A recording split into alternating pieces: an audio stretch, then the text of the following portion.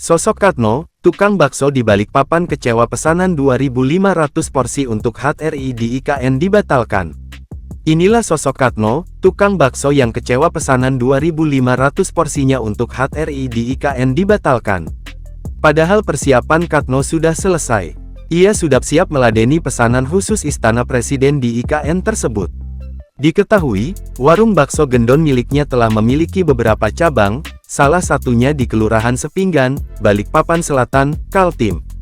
Bakso buatan Katno pun kerap terlibat dalam acara pemerintah dan menjadi pengalaman baru, serta membanggakan baginya serta istri. Sebelumnya, ia hanya melayani pesanan dari masyarakat umum, kini melayani tamu-tamu penting di acara kenegaraan.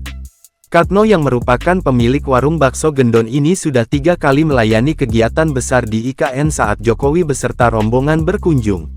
Setelah 3 kali dipercaya, Katno pun optimis kembali melayani keempat kalinya saat puncak acara HRI di IKN. Apalagi Katno sudah diberikan arahan awal untuk menyiapkan sedikitnya 2.500 porsi. Meski menyanggupi, namun harapannya kandas tak sesuai angan, karena mendadak dibatalkan pihak penyelenggara.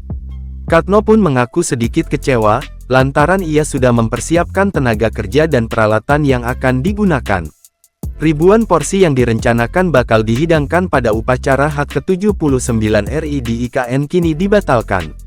Akibatnya, tentu ia harus meminta maaf kepada semua pihak yang sedianya akan dia libatkan untuk pengadaan 2.500 porsi bakso tersebut. Sudah siap semuanya, tinggal bahannya saja, tapi acaranya dibatalkan. Dia kecewa, tapi mau gimana lagi, tutur Katno dikutip dari tribunkaltim.co, Sabtu, tanggal 17 Agustus tahun 2024.